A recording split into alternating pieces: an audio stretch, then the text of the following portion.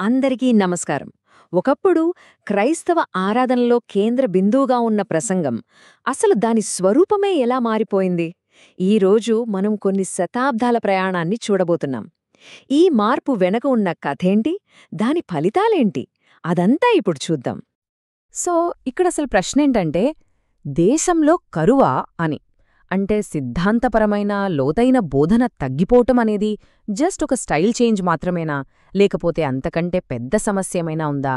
ఇదొక రకమైన ఆధ్యాత్మిక కరువులాంటిదా అనే ప్రశ్నతోనే మన ప్రయాణం మొదలవుతుంది. అయితే ఈ ప్రయాణాన్ని మనం అర్థం చేసుకోవాలంటే ఫస్ట్ అసలు ఈ సిద్ధాంతపరమైన బోధన అంటే ఏంటో క్లియర్గా తెలుసుకోవాలి కదా. సింపుల్గా చెప్పాలంటే ఇది బైబిల్లో ఉన్న ప్రధానమైన క్రైస్తవ సత్యాలను నేరుగా తీసుకుని వాటిని ప్రకటించడం అన్నమాట. ఏదో కథలు చెప్పడం కాదు, బైబిల్ వాక్యాన్ని నమ్మకంగా విడమరిచి చెప్పడం. సరే, మన కథ ఎక్కడ మొదలవుతుందంటే ఒక చారిత్రకమైన హై పాయింట్ దగ్గర. అదే ప్రొటెస్టెంట్ సంస్కరణ. ఈ ఉద్యమమే ప్రసన్నాన్ని క్రైస్తవ ఆరాధనలో సెంటర్ స్టేజ్కి తీసుకొచ్చింది. ఈ సంస్కరణతో ప్రసంగం అనేది పట్టణ కూడళ్లలో జరిగే ఈవెంట్లా కాకుండా ఆరాధనలోనే ముఖ్యమైన భాగంగా మారింది. దీనికి కారణం సోలా స్క్రిప్చురా, అంటే లేఖనం మాత్రమే ఆధారం అనే సూత్రం.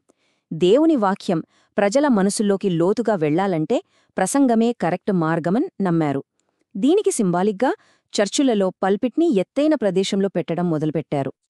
సంస్కర్తలు ప్రసంగాన్ని ఎంత గొప్పగా చూశారంటే, వాళ్ల దృష్టిలో అది కేవలం దేవుడి గురించి చేసే ఒక స్పీచ్ కాదు.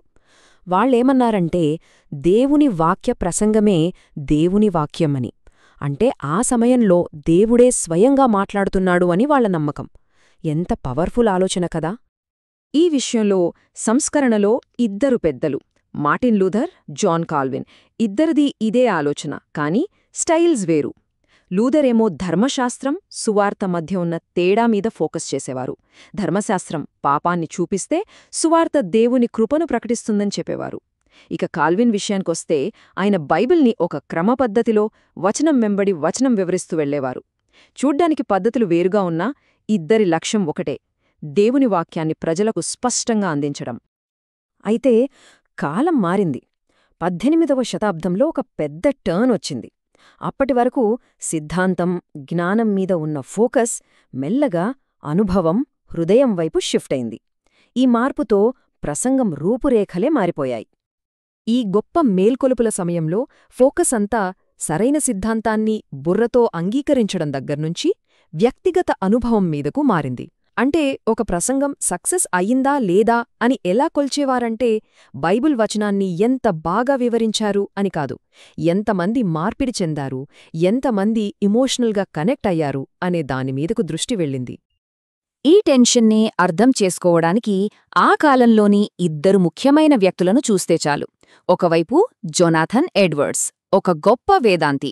ఆయన పద్ధతి ఏంటంటే, లోతైన వేదాంతాన్ని, బైబిల్ విశ్లేషణను వాడుతూ నేరుగా హృదయంతో మాట్లాడటం. మరోవైపు జార్జ్ వైట్ఫీల్డ్, ఒక ఎలక్ట్రిఫైయింగ్ స్పీకర్. ఆయన తన మాటలతో, నాటకీయమైన డెలివరీతో పెద్ద పెద్ద జనసమూహాల భావోద్వేగాలను తట్టిలేపేవారు. అయితే ఎడ్వర్డ్స్కి ఒక భయం ఉండేది. అదేంటంటే, ఇలా కేవలం ఎమోషన్స్ మీద ఆధారపడిన బోధన వల్ల విశ్వాసం లోతుగా పాతుకోపోకుండా పైపైన మాత్రమే ఉంటుందేమో అని. యేసు చెప్పిన రాతి నేలమీద పడిన విత్తనంలా వాళ్ల విశ్వాసం త్వరగా వాడిపోతుందని ఆయన ఆందోళన చెందారు. ఇక్కడ పాయింట్ ఏంటంటే, ఎప్పుడైతే మన టార్గెట్ కంటికి కనిపించే ఫలితం అవుతుందో, అప్పుడు ఆ ఫలితం కోసం వాడే టెక్నిక్ అసలు చెప్పాల్సిన విషయం కన్నా ముఖ్యమైపోయే ప్రమాదముంది. సరే, ఆ చిన్న మార్పు, ఆ ప్రాక్టికల్ అప్రోచ్ 20వ శతాబ్దానికొచ్చేసరికి ఒక పెద్ద స్ట్రాటజీగా మారిపోయింది. ఇది ప్రసంగం యొక్క అసలు ఉద్దేశాన్నే పూర్తిగా మార్చేసింది. అదెలాగో చూద్దాం. ఈ చర్చ్ గ్రోత్ మూవ్మెంట్ ఏం చేసిందంటే, సోషల్ సైన్స్, మార్కెటింగ్ ప్రిన్సిపల్స్ని చర్చ్కి అప్లై చేసింది. దీనివల్లే చర్చ్ ఎంత నమ్మకంగా ఉంది అనడానికి కొలమానం నంబర్స్ అయ్యాయి. అంటే ఎంతమంది వస్తున్నారు అనేది. సో ఏం బోధించాలి అనే అధికారం దేవుని వాక్యమైన బైబిల్ నుంచి ఆడియన్స్ సర్వేలు, డెమోగ్రాఫిక్ అనాలిసిస్ లాంటి వాటి మీదకు షిఫ్ట్ అవ్వడం మొదలైంది. దీని ఫలితమే ఈ సీకర్ డ్రివెన్ మోడల్. అంటే చర్చికి కొత్తగా వచ్చేవాళ్లని దృష్టిలో పెట్టుకుని ప్రోగ్రామ్స్ డిజైన్ చేయడమన్నమాట. వాళ్లకి ఇబ్బందిగా అనిపించేది ఏదైనా తీసేయాలి. ఉదాహరణకు, ప్రసంగాలు చాలా షార్ట్గా, ప్రాక్టికల్గా ఉండాలి. ఇప్పుడున్న అవసరాల మీద ఫోకస్ చేయాలి. మ్యూజిక్ చాలా మోడర్న్గా ఉండాలి. వాతావరణం క్యాజువల్గా ఉండాలి. పాతకాలపు మతపరమైన చిహ్నాలు ఏవీ ఉండకూడదు. ఇలా అన్నీ మార్చేశారు. సో ఇక్కడ జరిగిన మార్పుని చూస్తే అసలు పల్పిట్ డైరెక్షనే మారిపోయిందని అర్థమవుతుంది. ఒకప్పుడు ప్రసంగం యొక్క లక్ష్యం దేవుణ్ణి మహిమపరచడం, సంఘాన్ని కట్టడం, స్టార్టింగ్ పాయింట్ ఎప్పుడూ బైబిల్ వచనం. కాని ఇప్పుడు ముఖ్యంగా ఈ సీకర్ డ్రివెన్ మోడల్లో లక్ష్యమేమైంది? చర్చ్కి రానివాళ్లని ఆకర్షించడం, వాళ్లని నిలబెట్టుకోవడం. మరి స్టార్టింగ్ పాయింట్ బైబిల్ కాదు, ప్రేక్షకుల అవసరాలు. వాళ్ళకేం కావాలో అదే. చూసారా ఎంత పెద్ద షిఫ్ట్ ఇది? ఓకే, ఇన్ని మార్పులు జరిగాయి కదా, మరి దీని రియల్ వరల్డ్ ఇంపాక్ట్ ఏంటి? ఫలితాలెలా ఉన్నాయి? ఇక్కడే అసలు విషయం బయటపడింది. డేటా చూస్తే వేదాంతపరమైన అవగాహనలో ఒక పెద్ద సంక్షోభం కనిపిస్తోంది. గత కొన్ని దశాబ్దాలుగా దేశవ్యాప్తంగా జరిగిన సర్వేలు ఏం చెప్తున్నాయంటే, సువార్తికులు అని చెప్పుకునేవాళ్లలోని ప్రాథమిక బైబిల్, వేదాంత జ్ఞానం చాలా దారుణంగా పడిపోయింది. ఇది ఆశ్చర్యమేమీ కాదు.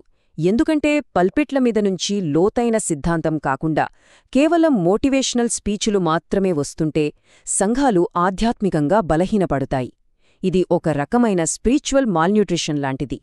ఉదాహరణకు ఇది చూడండి. 2025లో చేసిన ఒక సర్వేలో చాలామంది ప్రజలు స్వభావరీత్యా మంచివాళ్లే అనే స్టేట్మెంట్తో ఏకీభవిస్తారా అని అడిగితే 53% మంది సువార్తికులు అవును అన్నారు. ఇది చాలా పెద్ద విషయం. ఎందుకంటే ఇది క్రైస్తవ విశ్వాసంలో ఉన్న ఆది పాపం అనే ప్రాథమిక సిద్ధాంతానికే పూర్తిగా వ్యతిరేకం. ఇది ఇంకో షాకింగ్ విషయం. 2022 సర్వేలో యేసు గొప్ప బోధకుడు, కాని ఆయన దేవుడు కాదు అనే మాటతో ఏకీభవిస్తారా అని అడిగితే ఏకంగా 43% మంది సువార్తికులు అవును అన్నారు. ఆలోచించండి, క్రైస్తవ విశ్వాసానికే గుండెకాయలాంటి క్రీస్తు దైవత్వాన్ని కాదంటున్నారన్నమాట. ఈ ట్రెండ్ ఇక్కడితో ఆగలేదు. పరిశుద్ధాత్ముడు ఒక శక్తి కాని వ్యక్తి కాదు అనేదాంతో ఏకీభవిస్తారా అని అడిగితే మళ్లీ 53% మంది అవును అన్నారు. ఇది కూడా అంతే. త్రిత్వంలో ఒకరైన పరిశుద్ధాత్ముడి వ్యక్తిత్వాన్ని కాదనడం అంటే ప్రాథమిక సిద్ధాంతాలమీదే అవగాహన కొరబడింది అని అర్థం. అయితే కథలో మరో ట్విస్టుంది. ఇదంతా నెగటివ్గా కనిపిస్తున్నా ఈ పతనం ఒక రియాక్షన్కి కూడా కారణమైంది. అదేంటంటే కోల్పోయిన ఆ సారం కోసం, ఆ లోతు కోసం ఒక అన్వేషణ మళ్లీ మొదలైంది. ప్రస్తుతం దీనికి వ్యతిరేకంగా కొన్ని కరెంట్స్ కనిపిస్తున్నాయి. ఒకవైపు లూథరన్, ప్రెస్బిటేరియన్ లాంటి కొన్ని చర్చులు తమ చారిత్రక విశ్వాస ప్రమాణాలకు కట్టుబడి ఉన్నాయి. మరోవైపు కొత్త కాల్వినిజం లాంటి ఉద్యమాలు పుట్టుకొచ్చాయి.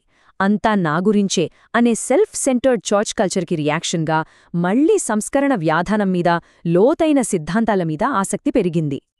కానీ ఇక్కడ ఉన్న పెద్ద ఛాలెంజ్ ఏంటంటే ఇదొక విష వలయంలా మారిపోయింది.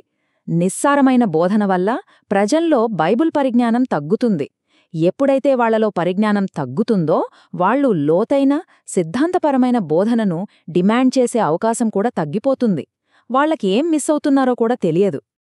చివరికి ఇదంతా ఎక్కడికొస్తుందంటే, 1000 సంవత్సరాల క్రితం అపొస్తలుడైన పౌలు తిమోతి అనే ఒక యంగ్ పాస్టర్కి ఇచ్చిన ఒక ఆజ్ఞ దగ్గరికి. వాక్యమును ప్రకటించుము, సమయమందునో అసమయమందునో ప్రయాసపడుము, సంపూర్ణమైన దీర్ఘశాంతముతో ఉపదేశించుము.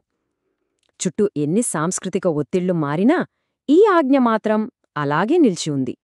సో పల్పిట్ యొక్క ఈ మొత్తం చరిత్ర మన ముందు ఒక పెద్ద ప్రశ్నను ఉంచుతుంది.